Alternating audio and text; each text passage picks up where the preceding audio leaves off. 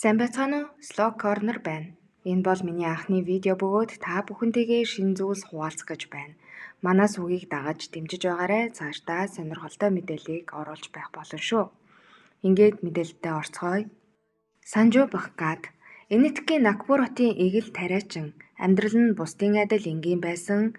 Гэвч 20 наснаас нь эхлэн ходоод хэсэгт нь нэгэн жижиг буулд руу үүсч жил ирэх тусам томорсоор. Тэр хавийн хүмүүс түүнийг жирэмсэн юм уу хэмээн шоолдог болсон. Гэтэл энэ нь үнэнтэй маш ойрхон байсан юм. Багнаас нь өвчнгүй эрүүл чирэг өнгөрсөн Санжуу ажил хөдөлмөрт эрт орж фермер болсон байв. Хэдий ходоод нь томорч байсан ч өвдөлт мэдрэхгүй тул эмнэлэг явдаггүй байсан.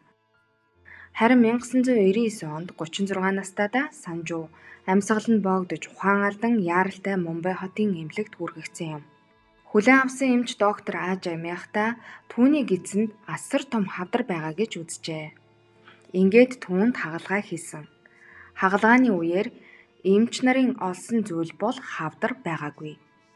Эмч мяахта хэлэхдээ би яг л гэдэс дотроос нь хэнийгэнтэй гар барьж байгаа мэт санагцсан хэмээн дурссан байдаг. Үнэн хэрэгтээ энэ нь хавдар биш. Санжуугийн төрөөгүй, бүрэн хөгжөөгүй ихэр дүүн байсан юм. Тэр биеийн дотор нь 36 жилийн турш амьд шимэгч мэт оршин тогтнож байжээ. Хөгжлийнхөө явцад тэр ихэр нь гартай, хөлтэй, шүдтэй, хөмсөг, ястай байсан. Зарим их сурвалжид дурдсанаар тэр ч бүхэл урт хумстай байсан нь амьдралын шинж тэмдгийг илтгэж байсан хэмээн ярьдаг. Энэ ховор өвчний нэрийг фетус ин фету буюу ихэр доторх ихэр гэдэг. Товчхондоо нэг ихэр нь нөгөөгийнхөө дотор хөгжиж шимэгч мэт амьдрахыг хэлдэг байна. Өмнө нь дэлхий дээр зөвхөн 200 орчим тохиолдол бүртгэгдсэн байдаг юм байна. Ихэнх нь няраа байхтай амиа алддагч Санжуугийн хувьд хожим илэрсэн нь дэлхий дахныг зочирдуулсан. Хагалгааны дараа Санжуу 90 гаруй килограммаас 40 кг болж туурж аажмаар эрүүлжсэн. Гэсэн ч тэрбээр энэ байдал нь түүний амьдралын хамгийн хүнд үе, гунигтай үе байсан хэмээн хожим нь дурссан юм.